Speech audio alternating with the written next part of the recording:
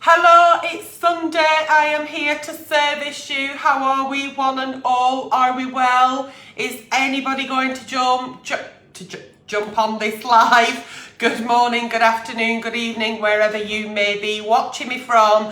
First person to jump on is Vicky Campbell. Hello there, sweetheart. How are you? Hello, everybody. Give me that like, show me the love, and give me that share. I am mid-review this morning. Well, it's 12 noon now. I'm mid-review, so I'm putting a load of different shite on my face. This is why we look like this at the moment. Fresh-faced, with massive bags under my eyes. I have reviewed something that is supposed to eradicate bags. We are still looking for the Holy Grail. Let me tell you that. So how are we all? Where are you all watching me from? Good morning, good afternoon, and good evening to you all. Are we well? Are we well? The inbox has been full with some Sunday services, but I'm still waiting for quite a few Nighttime with Nellies. The inbox in Nighttime with Nelly has not really got anything in it, so we won't be doing a Nighttime with Nelly until you come to me with your over 18 problems for a Wednesday night. Hello, Sharon Mills. Edward King says, are you doing Nighttime with Ellie on Thursday? Yes, I know, Edward. How did you like your prize, though? You won a prize at Ruby and Daisy, didn't you? So did you like that? Hello in Portsmouth. Hello in Boston. Oh, hello, Andiva. You're all joining now. You're all coming thick and fast.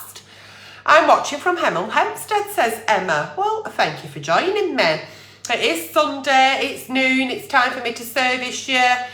And if you don't send any Nighttime with Nellies, there won't be one. So please, get them sent in to me. Any advice I give on today's show is purely for entertainment purposes. Jess Bernice Knight. And if you do get anyone commenting on your comments with inbox me or a gift competition giveaway, then let me tell you, it is a hoax, it's a scam, don't fall for it. Hello, Christina Jenkin. I think, yeah, you won it, Edward King. You did, your name was read out and we told you to contact customer services at Ruby and Daisy for your prize. So, shall we get going? I think we should. So, the very first Dear Aunty Nelly for today's Sunday service is Dear Aunty Nelly. Anonymous, please. Rest assured, you're all anonymous. Okay, I once read out a flower pot's name and got a 30-day ban. That won't be happening again. So, Dear Aunty Nelly Sunday service, please. Anonymous. I've recently discovered that my ex-wife slept with my best mate. It came out in a drunken conversation with a friend of a friend. Ooh. Not entirely sure what to do with this information. It was in the past and now I'm 2 years divorced. Do I just ignore it and continue my life, or do I bring it up with my best mate? Oh. Shall we just let it go? I've got a TikTok, Sarah. I've got a TikTok. Antonella Uncensored 13. Okay, so you found out recently that when you were married, your actual best mate slept with your wife. She's now your ex-wife. It's 2 years gone. Are you still best mates with your mate? What I would do there is let it go. I wouldn't even bother approaching the subject unless it's actually keeping you awake at night. Sounds to me like it might be kind of, but you have only just found it out. You didn't know at the time. What kind of friendship have you got with your best mate? Do you feel that you need to say, listen, it's not a problem because we're 2 years divorced, so I'm not asked about it now, but it's not really a best mate trick to do? Or do you let it go and now you've got his kind of cards, haven't you? You know what kind of best mate your best mate is, and that's not a best mate. So personally, Aunty Nelly advice would be let it go. It's in the past. It's past. It's water under the bridge. You're now happily divorced, but I would really reconsider who your best mates are, and your best mate isn't your best mate. It's entirely up to you. It's a bit of a tricky one because it was a long time ago. But yeah, it's whether you feel that it's gonna put it to bed by you bringing it up. Some people feel that, you know, they have to get things off the chest. Me personally, I won't fucking ask me. I just think, well, I know what kind of mate you are, and thank fuck I'm rid of her. That would be me. You know, but there you go. So that's my advice on that one. Hey Nelly, I cannot believe I'm sending this, but here goes. Okay. As you can see, oh heck, I've messaged you 5 times before. Okay, so I will just mention this here. If you have messaged me and you think, oh, well, I've messaged her, she's never read it out, so keep messaging because eventually they do fall into the correct box. What I will say, because I don't know the messages till I read them out live with you, that I think that's the fun of the show, the fact that my advice is off the cuff. Keep messaging and eventually that message will fall into the box. When I ask you to message, you start your message with Dear Aunty Nelly and it falls into the agony aunt box. You put here, Hey Nelly, that may get missed. So if you start your messages with Dear Aunty Nelly, they will fall into the agony aunt boxes, okay? So it might be that. So my apologies, but I finally got round to you. My husband is the love of my life. He's kind, caring, takes care of me and the kids, and he's my best friend. He's also my second husband. My first was very bad to me. This morning, I believe I had a bit of a red flag, or I think I did. My husband's manager works in advertising, and he's on his computer daily. He travelled to England this week for the day. This morning, a profile popped up and it was in his name. No photos, no info, just 2 mutual friends. His own profile was one and other young girl who was about 24. I'm 40, my husband is 34. He was out last night with work colleagues on a very impromptu night out, so he's lying up in bed and I'm down living room wondering, how do I approach this? Should I approach this, or have I got right to be worried? Right, I don't actually really fucking understand what I've just read. Right, so this morning, I believe a red flag. My husband's marketing manager works in... Right, okay. He travelled to England. This morning, a profile popped up. It was in his name. Right, you do know that names can belong to anyone. So, names, right, like... There isn't in the world, I know this for a fact, another Antonella Brolini. There isn't. However, there are other people called Brolini and there are other people called Antonella. So you're saying that a profile popped up with his name, but no photos, no info other than 2 mutual. Yeah, right. Should I be worried? I wouldn't think I were worried here, but I tell you what I would be worried about and what you should be worried about. You should be worried about the fact that you've mentioned that he's 34, you're 40.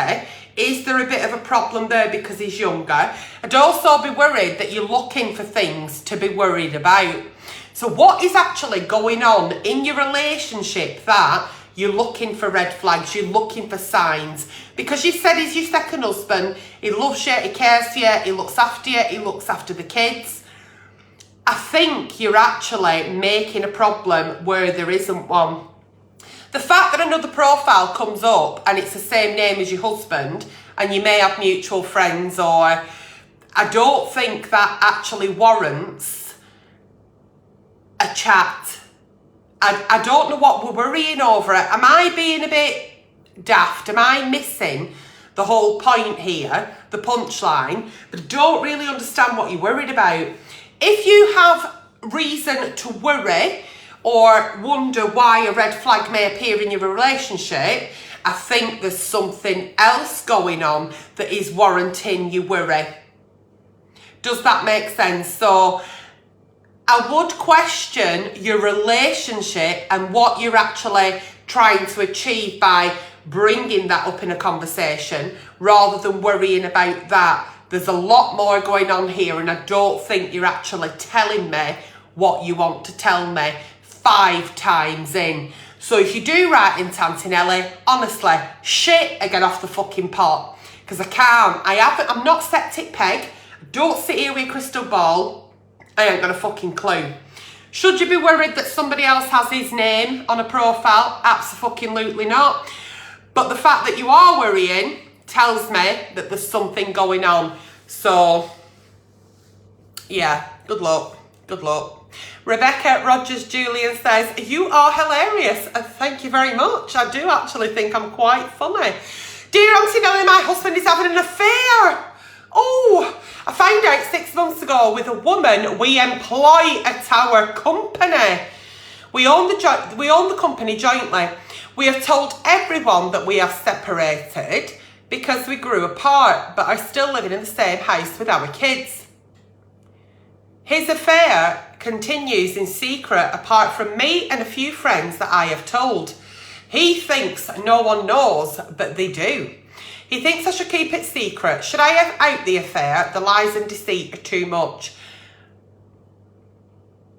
How can he be having an affair if you're separated? I'm confused. It's very confusing, dear Aunty Nelly, this morning.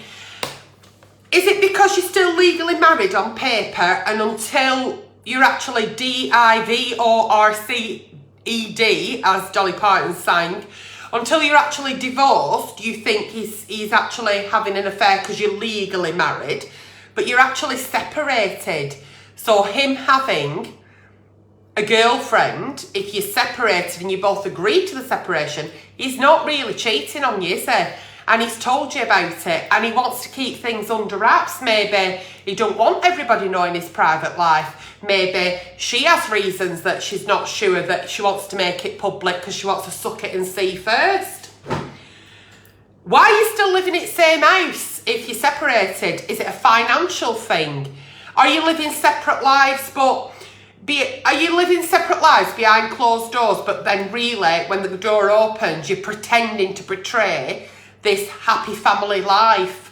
Because the only person that's lying there and being deceitful is you to yourself. I don't really understand why you feel so afflicted with this situation, because your husband is still your husband on paper, but you're separated, so he's entitled to go off and date, as are you. And I think because you feel like you've been put in a position that you're not comfortable with, you're not comfortable with him having a partner, even though you know he's got a partner and you've told a few of your mates, and I think this isn't working, is it? So one of you needs to make a decision. One of you needs to pack the bags and fuck off, because you're no longer together, and then get the ball rolling for a divorce. Now, you say you own a company, you own it jointly. I don't know what's going to happen there, but you need to speak to a solicitor or a lawyer, wherever you are in the fucking world, whatever you want to call them, and know your rights. But I don't think it's fair, say you're having to hide lies and deceit. It's too much when you've put yourself in that situation. These things are happening because you're allowing them to. You've allowed him to stay in the marital home even though you're separated. You've allowed him to start dating an employee. You've allowed all this to happen. And now you're kind of thinking, well, everybody should know. Well, that's not your decision to make. Who he dates, how serious the relationship is, how many people he dates, for how long he dates before they make it public. Fuck all to do with you, flower. As harsh as that sounds, it is fuck all to do with you who your exes date. End of. So I think you're not happy. It's not serving a purpose. You need to think about who's going to go. One of you needs to. Dear Aunty Nelly, I left my partner of 2 years and 6 months ago. And 6 months... No. Dear Aunty Nelly, I left my partner of 2 years 6 months ago, because he said the only way he would still stay with me is if he could sleep with other girls. Aww. It is hard in this situation, Edward, it is, but I'm always last port of call. People like to have problems. People enjoy making problems. People enjoy dramas. and they love the attention they get from the people around them, whether that be family, friends, work colleagues. But they know when they come to their Aunty Nelly, it's last protocol, because once again, shit, I got off the pot. I'm giving you the advice and I ain't wrapping it up in fucking cotton wool. I'm not here to do that. It's not my job. This isn't actually my job either. It's just an entertainment show, and any advice I do give is purely for entertainment. Right, I left my partner of 2 years 6 months ago because he said the only way that we can stay together is if I sleep with other girls, but still have her as his main partner. Okay. I stayed for a while, but it got too much. Okay. I ended up cheating on him with a girl who I chatted to and had a crush with. Me and that girl have been together ever since. However, I'm still in love with my ex-partner. He's moved on now too, but I feel so lost and confused. So this person wanted an open relationship, because when we are in a relationship with somebody and we want to remain in that relationship with them because they tick a lot of boxes, but we also still want to kind of see other people for sexual purposes, it is an open relationship. You both have to be on the same page with that, of course you do. And there has to be a lot of trust in the relationship. I ain't against open relationships. I'm not against anything like that if it works for you. Says to me, it wasn't working for you. This person said to you, I will only be with you if you allow me to still see other people. You said, no, that's not for me.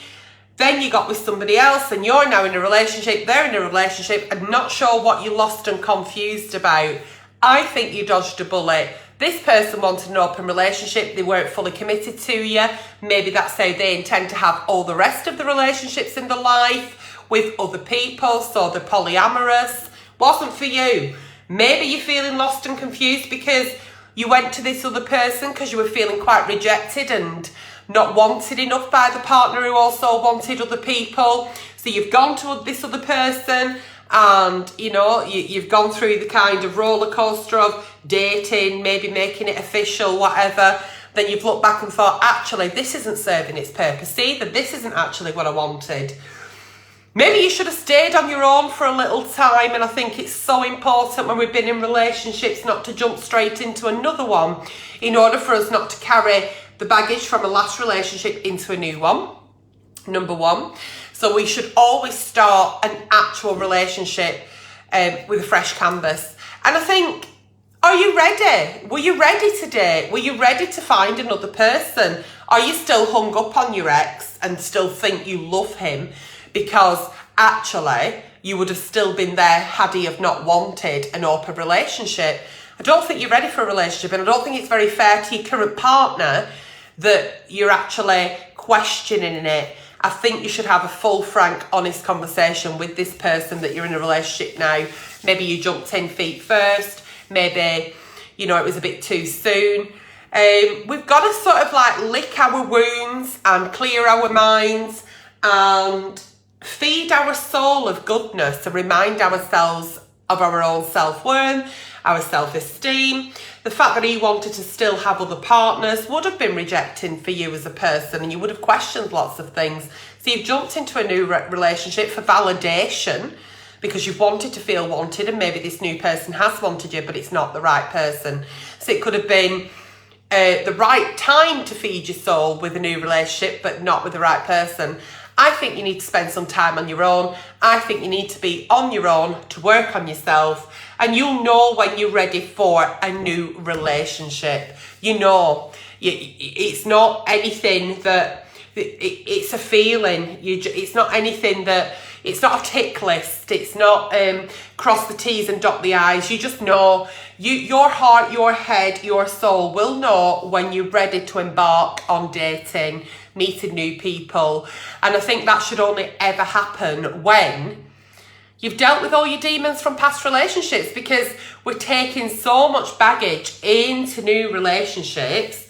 And part of me thinks, thank fuck, otherwise there would be no Sunday service. But then a lot of me thinks, no, please work on yourself first. Be your own best friend. Date yourself. look after you. And we change as well as age comes and life experiences and the environment is around us. It changes us as people. And maybe what we thought we wanted in a past relationship, we can't do that in new relationships because it no longer feeds us. So I think it wouldn't do you any harm being on your own for a while. Wouldn't do you any harm at all, sweetheart. I wish you luck. Hello, Aunty Nelly. Hello, gorgeous flower pot. I've recently met someone. We've been together 6 months and he's come to my home a few times. And he's come to I've put some cream on my elbows. My elbows are right dry. Put some cream on my elbows. Put my elbow on the table then and it slipped. Anyway. Right, so met someone new, been together 6 months. He's come to my home a few times, but he's allergic to my cats and ends up with a really bad reaction. Oh, heck. He's tried antihistamines and it hasn't helped. I've also tried removing the cat to another part of the house and that's not worked either. Won't do, and I'll tell you why. I really want us to start seeing more of each other, but it seems impossible as I have 2 young children and they are with me full time. I need some advice on what else to try. Don't rush in getting this person in your home around your children when you've only been together 6 months. It's still very, very, very early days. Do we know who this person is? Do we know the background? Have we done the checks before we allow this new person in our home, our sanctuary, around our beloved children, let alone the cat? Taking the cat out the home, doesn't matter how long the cat is out the home for days before that person arrives. The dander can stay in the house for a good 12 months even after a cat has been removed. I know this because I have got a scale 6 allergy to cats. So, if there's anyone that knows about being allergic to cats, it's your Aunty Nelly. Okay, he's took the antihistamine, so he's trying. He wants to be around you. He wants to be in your home and he wants to try and fathom doing that whilst he's struggling for breath and his eyes have swollen up and he's got a runny nose and a tickly throat. Why don't you just date outside of your home? Date outside of the home. You've been together 6 months. Enjoy yourself as a single girl with your new partner. Make that you time away from the children. He doesn't need to be involved in your home. Maybe go to his home should you want to have any bedroom Olympics. Don't let him into your home so quickly and so freely. I hate hearing of people who allow people into the family home so soon, especially when there's children involved. 6 months is hardly any time when you're getting to know somebody. You can be engaged to somebody and vow and pledge to spend the rest of your life with them and still not fucking know them. So don't rush this. As for his extreme reaction to cats, have you tried humidifiers? Have you tried the special sprays in the air that you can put and it takes the dander out of the air? There's lots of things you can try that you may not have tried, but regardless of that, I would not be bringing him into my home where I have my children, my life. As a mum, I wouldn't cross the two. I would certainly keep dating and see how it goes. Certainly. There's no rush, is there? There's no rush. Enjoy that as being something just for you. Meals out, the cinema, maybe stay at his now and again. But don't bring him into your home. Don't let him sit at your kitchen table. Don't let him have his slippers and pipes on sooner than he deserves. Make sure he puts the effort in, treats you like the queen that you are. And then eventually when you're looking at maybe it being serious, it's because he's ticked all the boxes and then maybe he can meet your family. But 6 months, no, too soon. Too soon. Poor cats. Okay, dear Aunty Nelly, I have been married for 42 years. Congratulations, that is well hard work. I've been married 42 years to my wonderful husband, but before we married, he had a one-night stand. Oh, heck. In lockdown, his daughter got in touch for the very first time. And I just can't get over the fact that they text each other. All right, okay. We have 4 other children, all grown up now, and they are so excited about her. But I feel it's me on one side and them on the other. How can I think differently? She's been to house a few times now because lockdown is over, and she always promises to come again. I am house proud and want everything so right. Then she texts to say she can't, but my husband makes excuses for her. I just find her a little bit of a disappointment. What can I do? Right, I am house proud and want everything so right. Right, so when she says I'm on my way, what do? Go round with Flash and Shark and a bit of fucking Mr. Sheen, and then she goes, oh, I'm not coming now, and that upsets you. If you're house proud, your house will be right no matter what, wouldn't it? If you're house proud, your house is always like clean, isn't it? Ready for folk to come should they come. And you shouldn't work your life around people visiting. If people visit, let them in.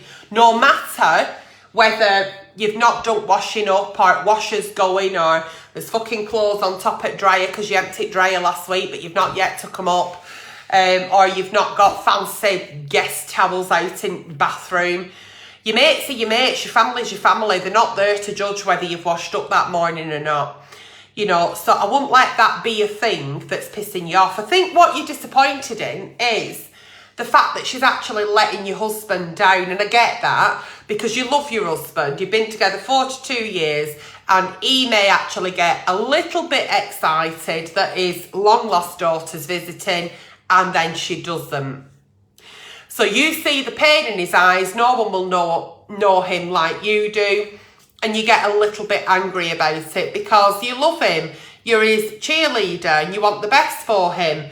And so if he gets a little bit upset, you feel upset. So I think that's what's going on here. So it's not about the fact that you've run round with fucking Hoover and she ain't rocked up. It's not that. It's frustrating, but it's not that.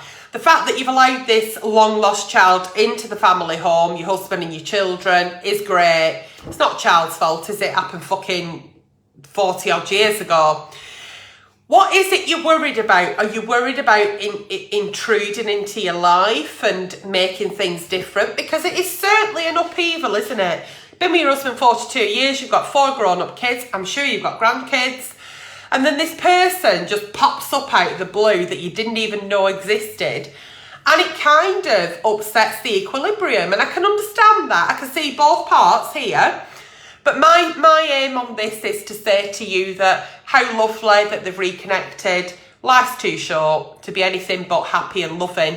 Let the girl in your life, and if by any chance she does cancel, she says I'm coming for Sunday dinner and then she doesn't, she may have her reasons as to why. And let's not forget her feelings in this. It must be incredibly difficult for a person to try and slot into a ready-made life that they've never been part of.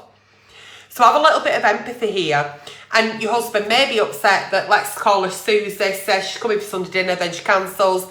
Maybe she's got a bit of anxiety about it. Maybe she's got a bit nervous about it. There could be 100 million reasons as to why she doesn't actually fall through with her promises of coming again. So it's a case of, well, it doesn't matter. We'll still have our Sunday lunch. Crack on. And when she does come round, welcome her with open arms because she is part of your husband, whether you like it or not. And for 42 years, you've loved your husband. So no matter what it is, you've got to love her because she's part of your husband. And who knows, it could be a wonderful, loving new friendship you could make. But I think there's a lot more going on here. You're getting yourself a little bit upset about the wrong things. And it's okay to feel vulnerable and to feel like things are not just going to be quite so. And some people are a little bit scared of change. But let's not ever forget her feelings in this as well. So I wish you the well in your new, what is going to be extended family. And I think it's lovely that your husband and your children have opened up with open arms. And I'm hoping that after maybe hearing a little bit of Aunty Nelly advice, you will too. Moving on. Poor child. Oh, right. Dear Aunty Nelly, my girlfriend told me that our long distance relationship is only for fun. Oh, I live too far away and that will take time for me to and it will take time for me to relocate. She said she will not relocate because she has a job she likes. Right. When I asked her if she wanted to end it with me just because I am not at this moment in a position to travel that far, she said No, we should just continue how it is, see how it goes, because it's good fun. Should I try and pursue a serious relationship with somebody else and call it quits? What would your advice be? So, you're in a long distance relationship. She lives here, you live there. She's right happy doing what she's cracking on with, and you're doing what you can, but if you wanted to relocate, you couldn't at minute anyway. And she says, all right, like seeing you now and again because it's good fun. She's not on the same page as you, is she? You're obviously thinking this is a little bit more than what she does. I think it's so important that we actually set our cards on the table at the beginning of speaking to people, chatting people, seeing people, whatever it is that is the new protocol now. That what we're actually looking for. Are you dating looking for long term? Are you dating hoping that it's going to be a relationship? Are you just dating because you enjoy getting to know people? Are you exclusive? She likes you because it's a bit of fun. If you are ready for a relationship and something serious, then she's not for you. You need to go and find somebody who's ready. Because you know in yourself, and I've said before, it's a feeling. You know you're ready for long term. She's clearly not. If she was ready for long term, she'd be saying this relationship was anything but fun. She'd be saying, it means so much to me. You matter so much. I love you. I can't wait to see you. I wish we were together. Those things have never come out of her mouth. What she said is, I ain't relocating. I've got a job that I love and it's all good fun. Good time, girl. Not ready to settle. You're ready to settle. So you need to find somebody within your location who you can start dating with you to a long-term relationship. And this happens sometimes. We set off with best intentions and then we change our mind, or we feel differently, or environmental factors or other things happen within our life and it's just not something that we wanted. We're allowed to change our minds. So if you are ready for a relationship and she's not, then it's hashtag bye Felicia. Enjoy dating with a view of a long-term relationship. Dear Aunty Nelly, I have been with, oh God Almighty, this is War and Peace if ever I've seen it. Right. Whew, oh no, it says Dear Aunty Belly. Belly, that's all right. Okay, so, Dear Aunty Belly, I have been with my boyfriend now for 5 years. I have a 6-year-old daughter from a previous relationship. I've been ready to settle down and move in together for the past 3 years of being with him. When I first mentioned moving in together, he agreed and let me proceed.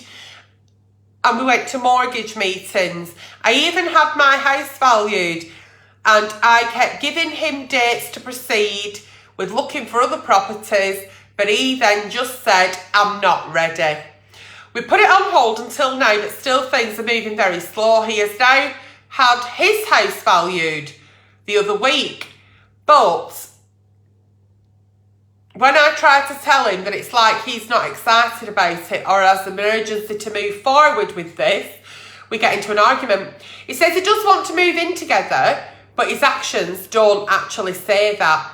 I know I'm the type of person that I'm very proactive and I'm desperate to get the ball rolling, and he's not. I'm starting to think that I'm going to resent him and feel like I have pushed him into this house move because it's something that seems as though I want more than him.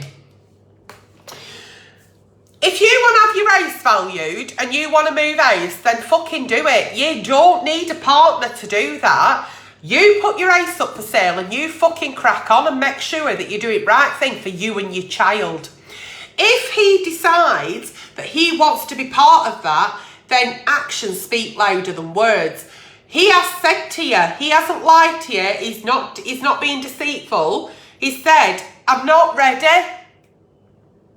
He's actually said that, and you've completely dismissed that and cracked on anyway. Why do you want to live with this man? What is it so special about this man that he needs to be there 24/7? Are you looking to have somebody within your happy home, which it is at the moment with you and your daughter, that you feel lonely of an evening, you need somebody there to rub your feet, make cups of tea?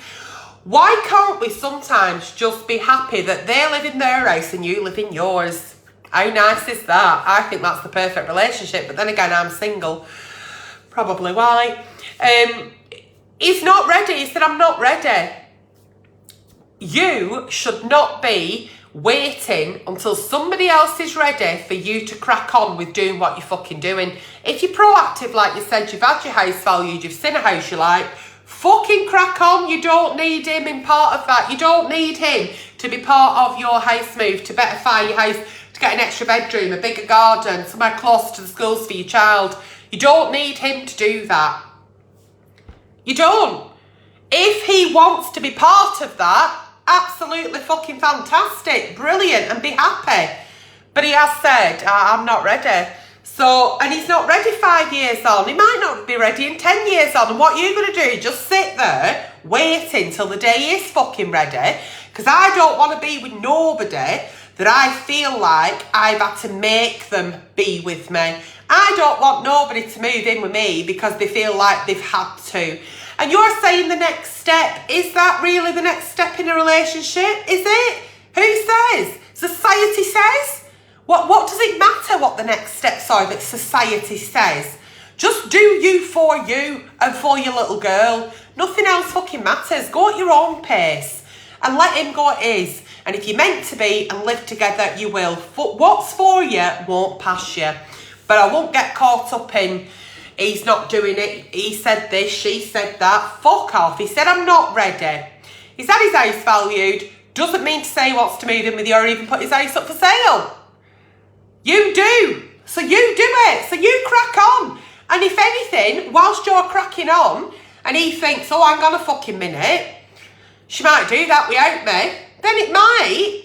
Actually, no, I do want it. Or you do it and he hasn't, then it shows you that he's actually a man of his word. I'm not ready.